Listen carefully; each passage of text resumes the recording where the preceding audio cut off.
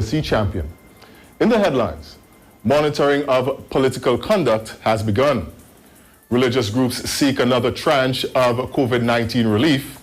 And in news overseas, Venezuela's Supreme Court ousts 2 leaders of opposition parties. With the details, I am Jason Shields. The Council of Responsible Political Behavior has confirmed that it has already begun monitoring the activities of political parties and their stakeholders in the run-up to the 2020 general elections. The Council issued an official statement today reminding all parties to adhere to the Code of Ethical Political Conduct. It outlined that maintaining the highest moral principles with respect to conduct and upholding the integrity of the electoral process. The statement confirmed that with the dissolution of the Parliament automatically on September 23rd, 2020, the general elections must be held before December 23rd, 2020. In other news, several religious bodies have approached the government for a second tranche of funds to provide support to the needy and migrants hit by the COVID-19 restrictions. This is according to Minister of Social Development and Family Services Camille Robinson-Regis on Tuesday. The minister also said the ministry has not had any issue with the religious organizations distributing tax-paying funds, noting they were all holding true to the values that they were taught. At the beginning of May, government began distributing $10 million in grants to 14 denominational boards to provide relief to the needy affected by the COVID-19 measures.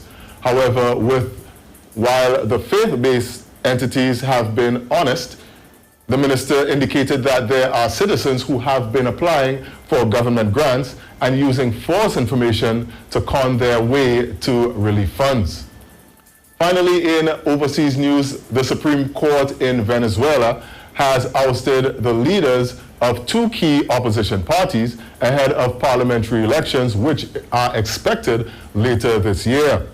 The ruling parties are in the hands of politicians accused of being shadow allies of Mr. Maduro's Socialist Party. The move is likely to fuel fears that the president is tampering with the vote, which has not yet been formally scheduled in the crisis-hit country. The government has not commented on such. The upcoming elections will elect a new National Assembly, the only institution controlled by the opposition, led by Mr. Juan Guaido. And that was a look at your 12 noon news on the street 919 FM, recapping the headlines. Monitoring of political conduct has begun. Religious groups seeking another tranche of COVID-19 relief. And in news overseas, Venezuela's Supreme Court ousts 2 opposition party leaders. Stay with us for more news on the street 919 FM. We have a sports report coming up at 1 p.m. and a final major newscast coming up at 4 p.m. Stay with the street 919 FM. The THA information update is up next.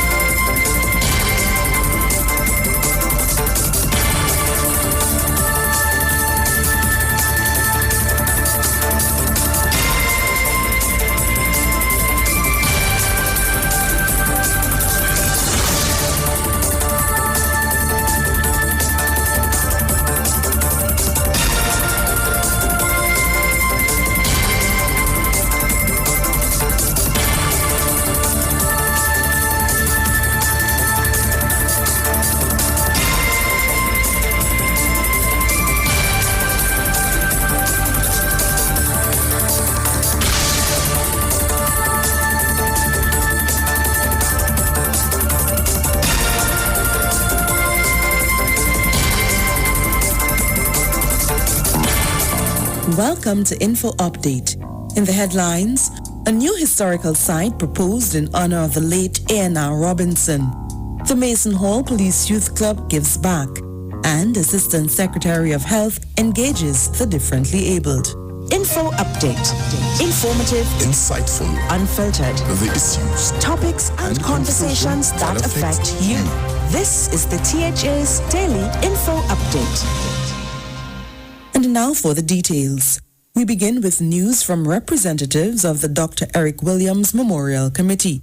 The group met with Chief Secretary, the Honorable Ansel Dennis, on Tuesday, June 16th, and it proposed the construction of a new historical site in honor of the late President A.N.R. Robinson. Chairman of the committee, Reginald Vidal, is suggesting that the gravesite of the late Arthur Napoleon Raymond Robinson be removed from the Scarborough Methodist Cemetery and memorialized at the Botanical Gardens. Mr. Vidal stated that A.N.R. Robinson's achievements and contributions to Trinidad and Tobago must be fittingly recognized. A historical tourism site for the late President of the Republic, Mr. A.N.R. Robinson, should be removed from there to a spot in the Botanical Gardens where a proper structure can be erected to his memory. Interregional transportation was also a topic of discussion. Mr. Vidal said that Tobago must innovate when it comes to tourism. One of the things that I mentioned to him with the interregional transport is that he can look at a pilot project in having the ferry go to Grenada once or twice a week and bring tourists to Tobago. The Chief Secretary said it was a pleasure to host the Dr. Eric Williams Memorial Committee and hopes to work with them in the near future. In our next story, we focus on the community of Mason Hall. Bags and boxes of groceries, toiletries, and other goodies were presented to 5 families by the Mason Hall Police Youth Club on Friday, June 12th. The club's leader, Dexter Edwards, who were really in need of assistance. We did a careful background check in coming up with the 5 persons because we are aware that some persons would have gotten a lot of assistance along the way. So the 5 persons that we would have come up with their heads, and this is part of our way of giving back to the community and making our presence felt as a youth organization. Most of the contributions made to the families came from the pockets of the members, with assistance from Jesus Christ Makes the Difference Supermarket and well-wishers in the community. 2 of the recipients expressed their gratitude to the Police Youth Club. I feel very happy to receive this hamper from the Mason Hall Police Youth Club, and I thank God for the people who put it together and give us this hamper. It will help us a long way for the children and for whosoever live in the household. Very grateful, very, very grateful. I'd like to thank them very much. Totally. So this little hamper is a great help. It's very great help. That's one thing with them, the Mason Hall Police Club. They always try their best to help when they can. And that's good. And I hope that they keep it up. Mr. Edwards indicated that coming out of the process, members have been re-energized and will now be making monthly contributions towards various projects ranging from education to construction within their community. We close with news of a visit to the Tobago Coordinating Committee for Persons with Disabilities, the TCCD, by Councillor Nadine Stewart Phillips, Assistant Secretary in the Division of Health, Wellness and Family Development. Mrs. Stewart Phillips met with the executive and members of the group recently and was updated on the accomplishments of the committee since its re-establishment in 2019, as well as their proposed plans for the rest of the year. The Assistant Secretary expressed a commitment to support the committee in all their endeavors and to work together with them to improve the lives of differently abled persons on the island. The TCCD is an amalgamation of differently abled organizations throughout Tobago. And that's it from all of us at the Department of Information. I'm Patricia Nicholson, and you've been listening to Info Update.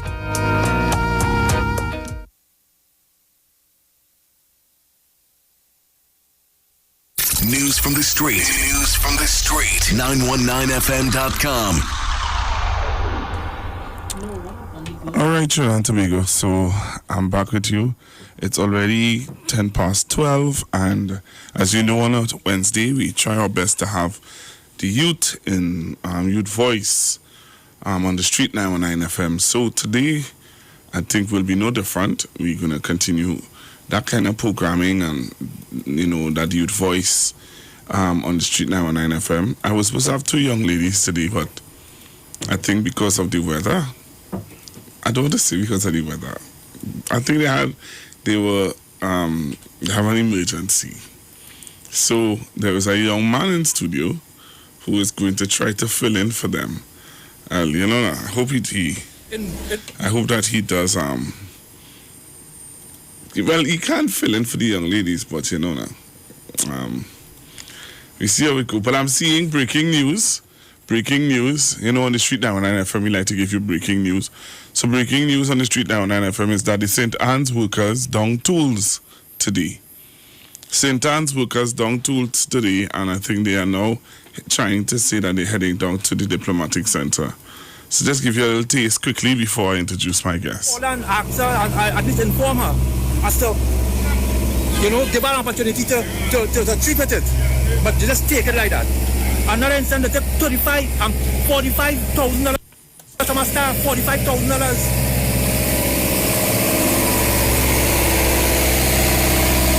All right, so that is what is happening presently as we speak.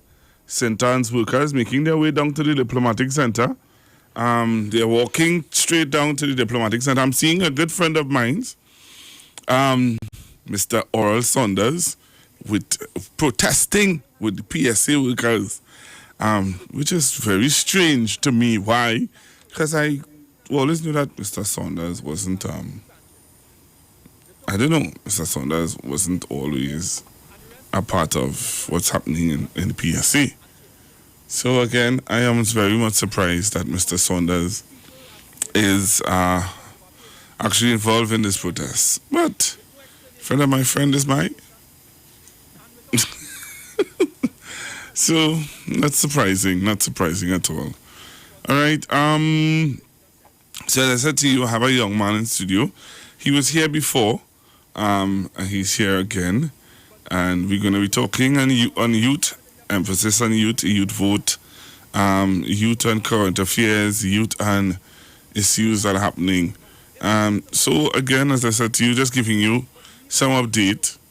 I'm seeing again where St. Anne's workers have dung tools. Breaking news as we speak. St. Anne's workers have dung tools and they're now marching down to the diplomatic center. Water problems.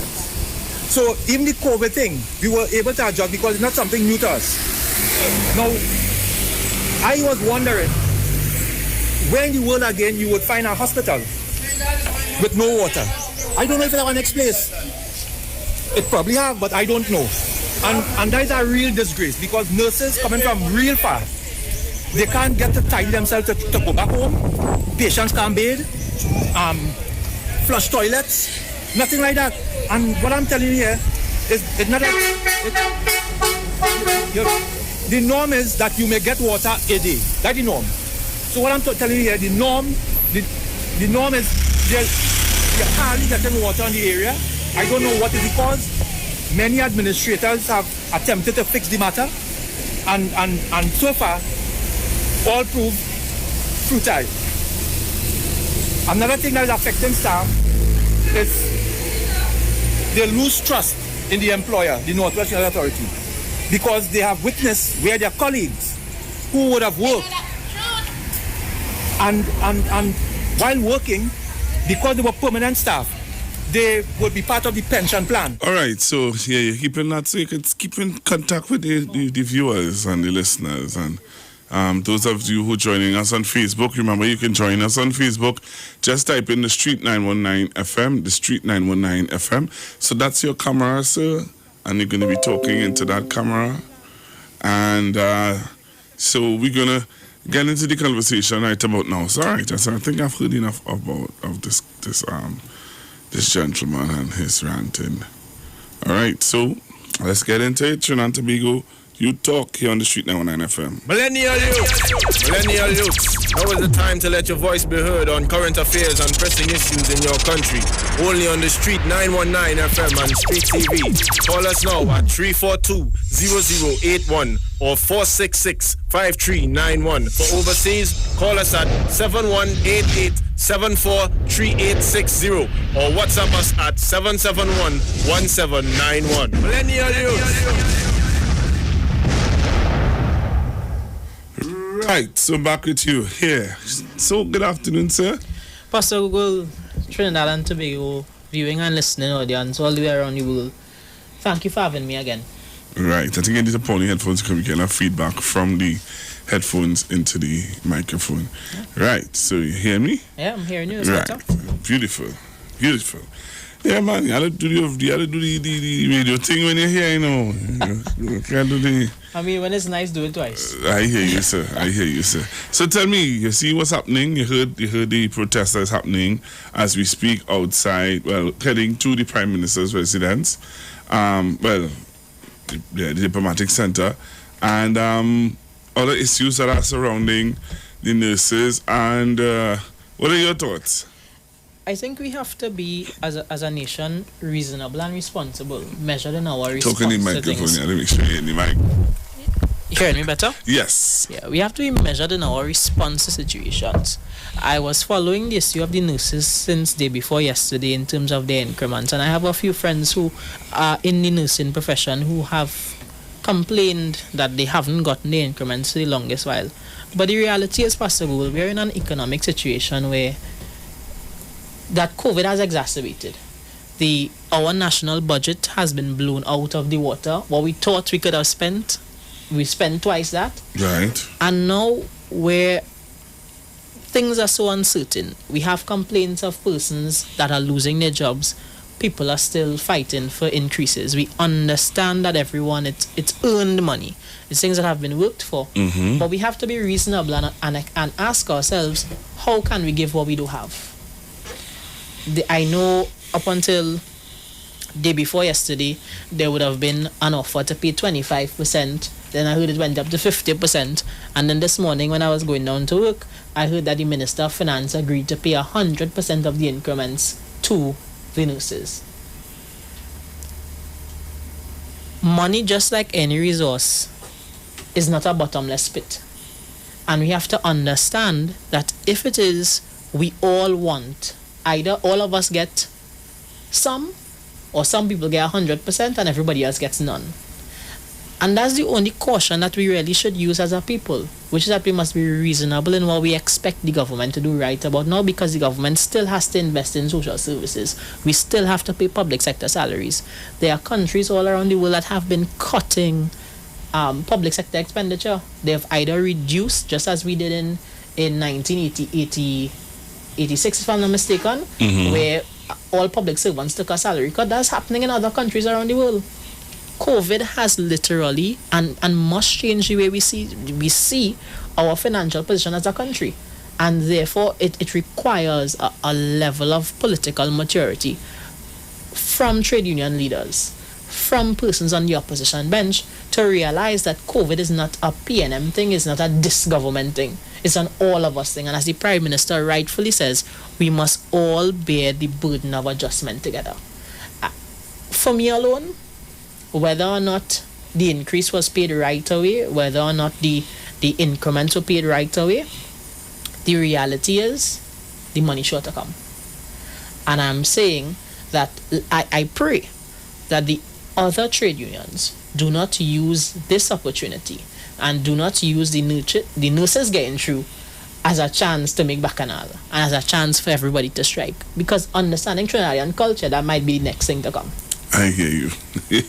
Well, I don't know. I think it may very well be the next thing to come, as you say, because people are, as we are aware, that people are very adamant, because they said it's money works for, it's money owed them, and they would like to have it back. They would like to have it. Now, I'm hearing from the worker who just would have spoken a while ago. He would have indicated that their protest is different. in the sense that they are not, I don't think they are protesting for money, but they're protesting for conditions, all right, that they are working under, and which is interesting, again, very interesting. So it's something that, you know, it's new, it's something now in the front burner, and I don't know, you want to read that comment that just came up there from Guy? Yeah, none of these nurses, teachers have lost their jobs, and as in other countries, the government may have no choice but to pander to their request. But when it's over, it will have to clamp down on these people having extra jobs affecting their substantive posts. Right. Somebody else wrote something else that this young man is. We could leave that one. Read it. There's an important one after. You know what? Read this one. Read that one. This young man is more mature than these public servants and UNC also, Duke. I do have court close disclaimer. I don't have any court close. These workers have to remember that the late George Chambers and said FET over back to 6% was offered but not accepted. The government changed 10%. The COLA removed and into the arms of the IMF. I wish them luck if they are not watching what is happening globally, because countries are interdependent. And this is a very important point. I heard an issue being raised with Caribbean Airlines and the cost of flights. I heard an issue in terms of oil and gas, but we need to understand the basic principles of economics is supply and demand. Right now, globally, the supply chain has been disrupted. Things are not business as usual. And where we as a country are accustomed making revenue via our exports, the demand for a number of our products have literally fallen to none. And therefore, the revenue that we would have been making, we can no longer expect to get. That is very important, because the government now must manage its expenditure very carefully. When Mr. Manning said tighten your belt, everybody was upset. But now COVID has brought us back to the point where we had to tighten we belt, tighten we bootstrap, and tighten we hat also. Trinidadians have to understand that this is not business as usual. And Legacy was very correct. In countries all the way around the world, the government is reducing public sector expenditure. They are adopting austerity measures similar to what the IMF does when the IMF comes in. And for the listeners, when the IMF comes into your country, the IMF is the lender of last resort. So what they do primarily is tell you, here what you see, all the social services, cut that. You see all the extra employees, you have, cut that. You see all the inefficient state agencies, let's cut that. So if you have 1,000 members of staff, you only need 700, let's run with the skeleton 700. So when we're talking about job losses, when we're talking about the tough decisions that this government has made in terms of restructuring some state agencies, and some persons, of course, would have been caught in the middle of that restructuring, we need to understand that if we don't manage our finances now, if we don't manage our economic situation in the long term, it's going to be 10 times worse. But your background is finance. My background is industrial relations and human resource management. Right, but you have a little finance too. Well, my MBA is logistics and supply chain. Right, so you have a little finance in here. When we hear the opposition leader talking about as a young person, when you hear the opposition leader talks about how much 500, 5,000, how much jobs she said? 50,000 jobs. 50,000 jobs. I can't remember sometimes, forgive me. But you have to come on the live, Trinidad and Tobago, to come on the live, just type in the Street 919 FM and join us on the live and be a part of the discussion. And yes, the young man we are very techno savvy in the studio here. So he has a tablet and he will be able to read your comments as they come in. So he can multitask. So this is their generation, this is their era.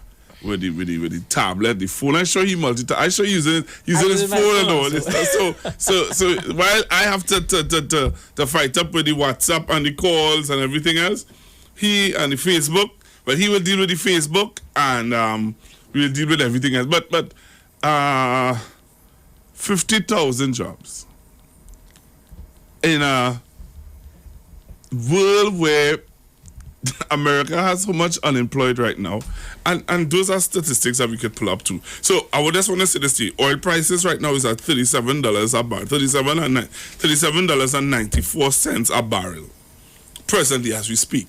Right? I just pulled that up. And the projection was like $50 or $60. Yeah. So we have very, very low. I want to find out. So I'm going to look for the unemployment rate in America, right?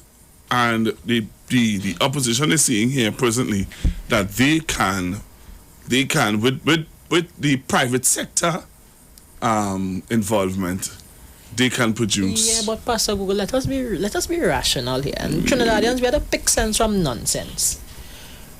A recession is broadly defined as 2 or 3 periods of negative economic growth. Make sure I'm talking in my ear. Trinidad and Tobago in the last probably 2 periods had started to raise our heads out of that bleak economic position. Yeah? COVID has now come and shut the global economy out of the water. Even if it is back then when the leader of the opposition was bandying about the lofty idea of creating 50,000 jobs. But Pastor Google, the UNC way, it may have been possible, because we would have created another live sport and we would have spent some money on that. I don't know if that's what we call in jobs, but that has never been the modus operandi of the PNM. Whenever jobs are created, those jobs are sustainable. Those jobs have links to the development and nation building. That has not been what we saw between 2010 to 2015. The reality is, in opposition, you have liberty to say a lot of things. The PNM government came in with so many plans and policies and projections. But when 2015 came and Dr. Rowley became Prime Minister and they got the update from the central bank, automatically those plans had to be readjusted because of the financial position. And I think it would be foolhardy of any Trinidadian to hold on to the idea that the UNC can provide 50,000 jobs. I don't know where the... Well, they're saying that the 50,000 jobs will come with private sector involvement. But private sector and involvement... Then they also is saying that... what I'm trying to find the information for you, Yeah, but let's talk about private sector involvement. You know what is the unemployment rate in America, right? You have an idea? Not as of COVID. After COVID, right? As for COVID right now. Let me tell you. In this modern day and age. Tell me what you come up with. I came up with a 5.7% of persons unemployed. I don't know. Maybe you can come up with a better figure. All right. I'm seeing 2.5 million persons unemployed in America right now. I don't know if that is true. All right. Total unemployed. I'm seeing an average of about 13-14% of the American population is unemployed. 13.3%. Yeah. 13 or 14% of the population unemployed. That's in America. First world. First world. What we call first world. Well, yeah. But as we say first world, we have to take the time to acknowledge also that Trinidad and Tobago, we are a small developing island state. And therefore, it is the average right-thinking man cannot compare apples and grapes. You have to compare apples and apples, grapes and grapes, oranges and oranges. To compare Trinidad and Tobago, and I can tell you that Trinidad and Tobago's unemployment rate, without even checking the exact data, is less than 13.3% of our population. I could nearly bet my entire salary on it. You might lose it. We're going for a break and come back to that, Tobago. Join us on the live. Get in the conversation, and I promise you, the young man is going to read your messages when we come back. Don't touch your dial. Stick and stay right here on the Street 919 FM. We're going to encourage your calls also. So we're going to take your calls on 342-0081, 771-1791, and 466-539. Let's talk on the street. The official station that defends the nation. This Thursday, it's Bar Night on IWER Stage, featuring... Hey, what's the scene, everybody? My name is Joshua Regrello, and this Thursday, June 18th at 7 p.m., I'll be performing on IWER Stage. So make sure and tune in, because we're going to put a serious vibe. I'm going to get you a real sweet band. So make sure and tune in this Thursday, June 18th, IWER Stage, 7 p.m. We outside. Streaming live on Instagram at IWER George, Facebook Neil IWER George, and YouTube IWER TV. It's IWER Stage.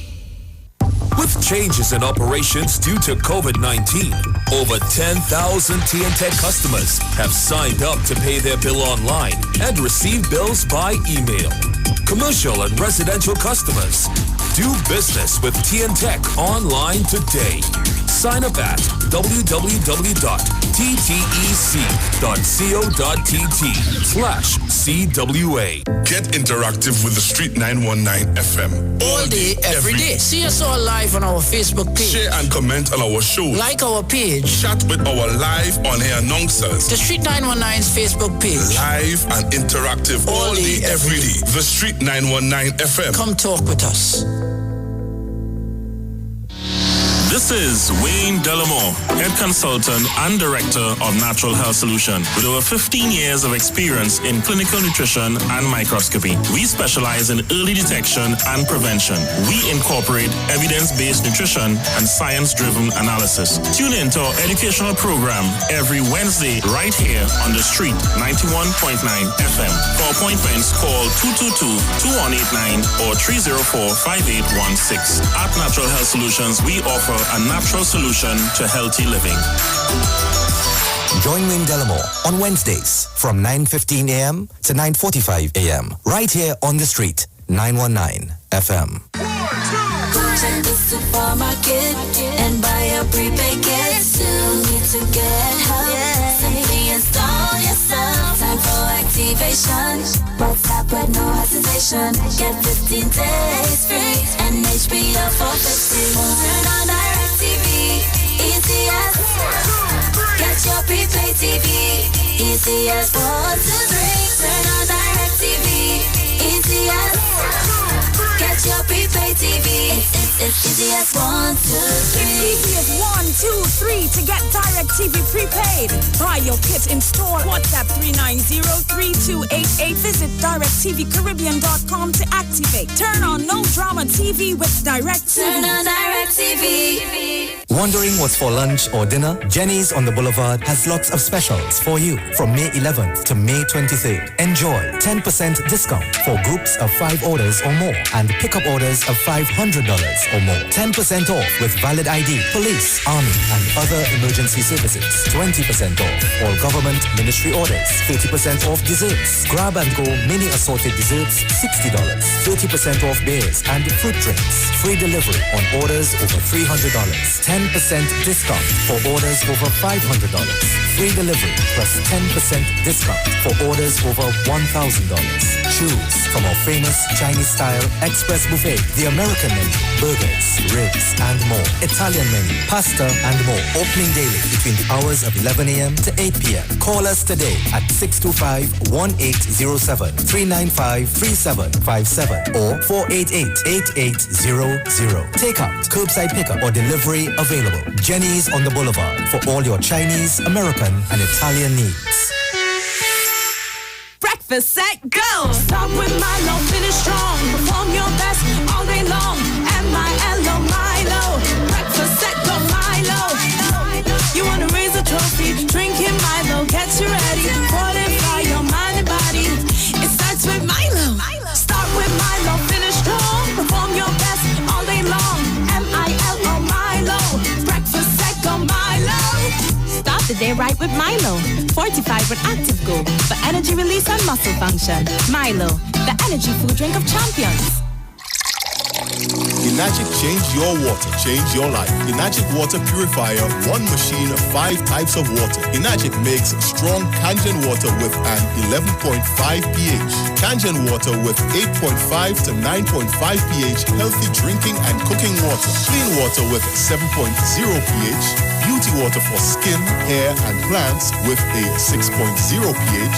Strong acid water with a 2.5 pH. This water is known to disinfect, kill viruses and bacteria. Listen to the Street 919 FM with Pastor Alkaline John every Tuesday from 11:05 a.m. to noon and every Wednesday from 8:05 p.m. to 9 p.m. as he talks to you weekly about how to improve your quality of life through purifying and drinking water. For more information, call or WhatsApp Pastor John at 516-286-7079.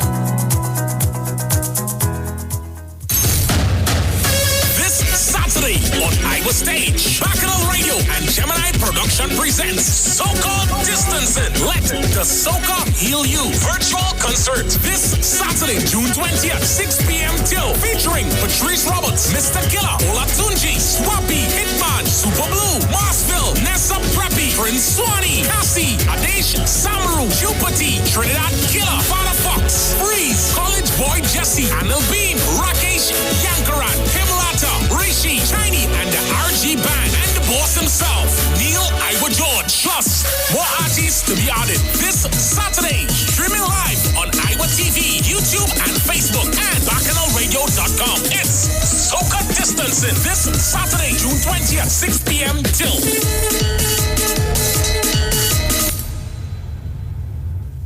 Talk your talk, but we know talk. Come talk with us. The Street 919 FM. Millennial youth, now is the time to let your voice be heard on current affairs and pressing issues in your country. Only on the Street 919 FM and Street TV. Call us now at 342-0081 or 466-5391. For overseas, call us at 7188-743860 or WhatsApp us at 771-1791. Millennial youth. All right, John Tobago, we're back with you, and we want to remind you on IWER Stage this Thursday. On IWER Stage this Thursday is Pan Night. Pan Night, and it's with Mr. Regrello. Yeah, and I want to make sure that you hear something from Mr. Regrello. All right, Joshua Regrello.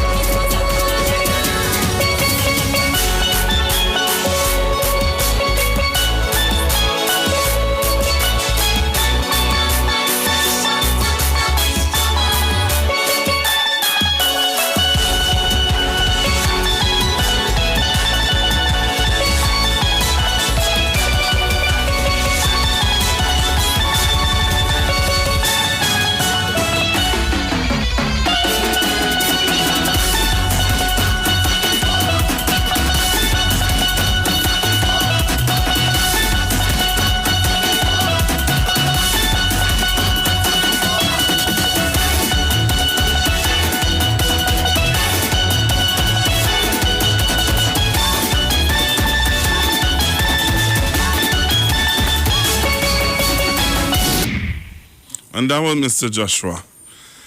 Joshua Regrello. I hope that you enjoy that one. And you can find him here this Thursday on IWER Stage. All right, so I'm back with you, Trinidad and Tobago. And as you know, I have a young guest in studio. You said that they didn't give your age. They said that you didn't say your name. They said that, they're sending messages now. And I am just the bearer of the news. So please give them your name, sir. And tell them a little bit about yourself. So, I'm 23 years old. thought you was 22 the last time. I'm 23, Pastor Gul. I'm remember. In that last 2 weeks, you didn't grow up. Was your birthday? I was 23 in April. Oh, okay, so you're just 23 then. Yeah, now you're still a little baby, man. A product of QRC. Hey, one QRC? QRC boy, And the name is Dennis. Trinidad and Tobago, it's Dennis. Okay, all right. So, just before we went on the break, I was on bet you my salary. Yeah, you lost? No, I should have asked you to bet yours. Because according to the IMF, at the end of December 2019, our unemployment rate, Trinidad and Tobago, was projected to be at about 5%. The United States of America, the global superpower, the person with the orange man, has 13.3%. The ILO goes further to say that the regional, which is the Caribbean and the Americas, unemployment rate is approximately 8 or 9%, and that's as of the report of 2018. So let's just say we have our unemployment increase of about 2% because of economic decline. The region should be in the vicinity of 10-11%, which is still less than what the United States is currently reporting. So what we need to understand, and Legacy said it very clearly in these comments, that is a barrel of 6. And if you keep taking from the barrel, eventually you'll end up with 0. If it is we spend more money, and the Minister of Finance has done a masterful job in terms of managing our economy from 2015 to present. If it is we keep giving in every time somebody protests, and again, I am not saying that the cause of these persons are not justified. I am saying that we all must share the burden collectively of the adjustment necessary for our country to succeed coming out of COVID. Coming out of the global financial decline, we all must understand that it will affect us one way or the other. So when the nurses settle on increments, and I know the collective bargaining process for prisons, police, teachers, I know particular teachers are operating, and I believe 2013 salaries. But wait. Didn't the UNC say that they would have paid increments and back pay and all the UNC does say plenty things on Pastor Google. No, I have to find that. And the point is, but they did say that Ms. Bissessa said that they were going to settle negotiations. Yeah. And around that time is when they gave the additional $1,000 for all protective services. No, but that was because they were kind of trying to make them comfortable. Yeah, and to pacify. And again, but what I want us to recognize, and I don't want us to take for a moment that this is happening by chance or happening by mistake. Silly season. We are in silly season. The electioneering has started. Imagine the Minister of Finance had to come out outside of the house, outside of privilege, to correct misinformation being spread by the UNC. We have someone who is believed to be a UNC blogger openly spreading false information about the CEO of the NCRHA that had to come out and threaten legal action. Got an apology. But even in today's Newsday, I'm seeing where the businessman is calling on political leader of the People's Empowerment Party, Mr. Philip Alexander, to either pull back his statements. You understand? Immediately remove what he said, about him on Facebook. So these are things that are happening, and as you said, it's silly season, and we're seeing where people are making statements. They're already, when we had the young lady who was here with us, what's her name again? Anna, who was here with us, and she would have shared with us that an ad went out asking for bloggers, they were looking for trolls, and you can see that they got, because when you look at what's happening presently on Facebook, you can know for sure that there were people who would have gotten the jobs. Coming from somebody born in 1997, what I'm going to say is going to sound bad. But social media really and truly is becoming our collective downfall. Because we believe that when we get on social media and we get behind the computer screen and we get behind our phones, we have liberty to say anything that we want. And, you know, we say, well, we have freedom of speech, but no right is absolute. And people must start to pay for their mouths and pay for their fingers. Well, you know how much, no, I found out from a friend today. I wasn't aware that there was some gentleman on an internet radio using some statements about me. And a lawyer contacted me today, and he was saying to me, he said, Google, you have a case, and you can take them to court, and you can win close to $65,000. Yeah. I know a former chairman would have recently had to win a judgment against a radio station for not necessarily the announcer making the defamatory statement, you know. A caller. But a caller made it, and the announcer didn't stop it. And not only didn't stop it, he perpetuated it. And by their very action, the radio station was ordered to pay damages to that particular former chairman. And what's important is that people be vigilant now and understand that when you see something, before you share it, before you run with it, go and double check. Google search.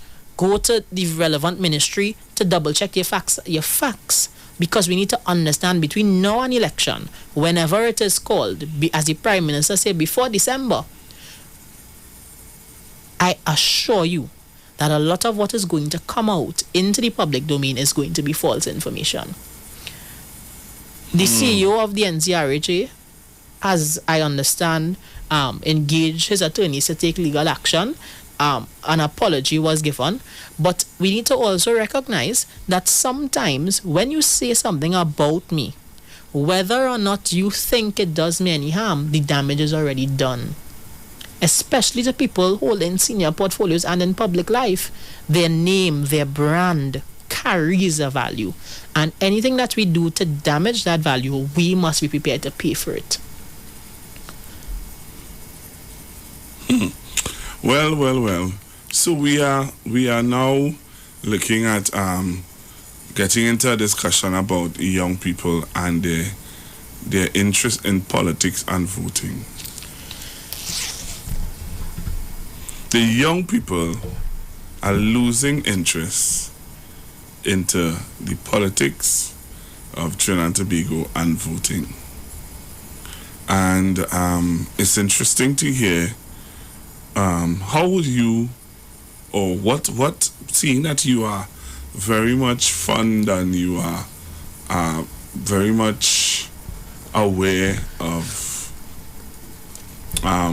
some of the young people's views where voting is concerned and politics is concerned, but what politically, what is the, because I can't ask you about the UNC, but I can ask you, what do you think the PNM is doing to try to get young people to get interested into the politics and into the into voting? I think, let me start by saying, in another hat, in another capacity, I am a cadet officer assigned to Success Laventille. That is one of the communities that collectively we all as a society label as one where good things can't come from. I had an opportunity a while back to ask to be moved from that community because of where I work and because of where I live. It's a bit of a distance. But I chose to request to stay for the simple reason that we have given up on a lot of young people. And what we need to recognize is that the saying that young people are the future, the time for that is gone. Young people are the present. In 2010, our electorate stood at about 990,000 people. In the 2015 election, that went up to about 1.1 million people out of our 1.3 million population.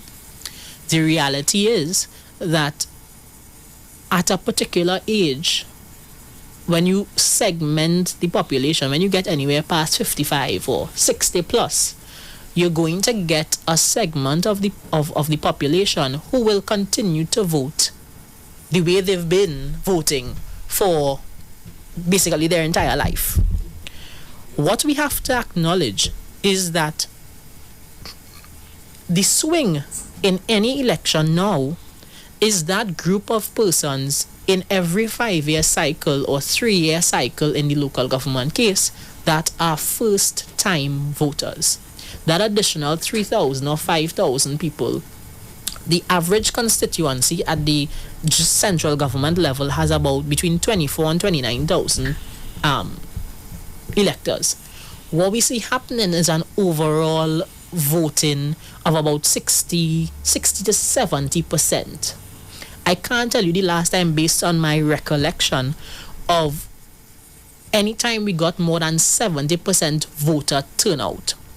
What we know in particular is in those marginal seats like Lahakata, Talparo, Tunapuna, I have a few of them here,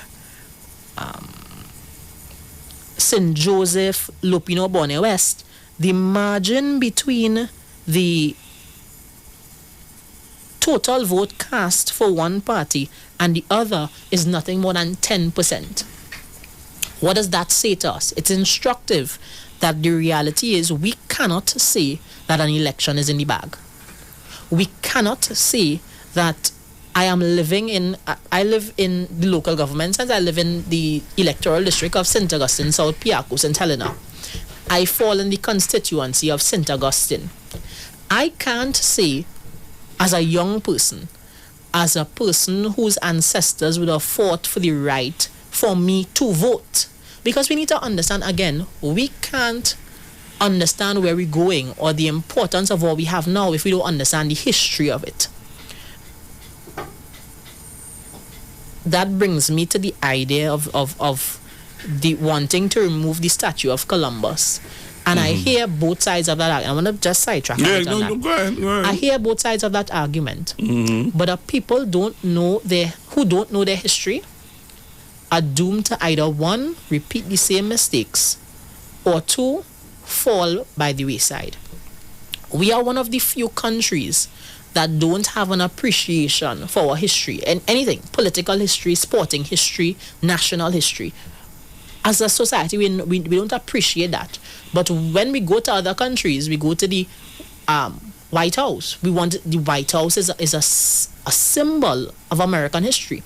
We must understand that we must place that same emphasis. And whilst our history may not be a bed of roses, our history makes us who we are. And from that perspective, we should not take the position that we must isolate, destroy, and remove those hurtful parts of our history, because that hurt contributes to who we are as a society today. Just as the good times, just as when we became a republic and they lowered the Union Jack and they raised our national flag, when we became an independent nation, that's one beautiful part of our history. So are we going to remove that monument from in front of the Red House? Just as we want to remove it, we understand that the history of Columbus and the way it's been told hasn't always been just. But what we must do now is correct that history now. We must tell the right story. And to tell the story, we must have a starting point, and that statue is the starting point. But going back to the issue of elections and our electoral history, what we see is that the margin of error for either party in those what I will call marginal seats, away from the safe seats, are about 10 to 11%. That 10 to 11% is made up of actually the young professional, the person who has just finished school, who is voting in their first election. And therefore, all parties now must focus their emphasis on attracting that part of the base. You have your over 60s who will vote in your favor regardless.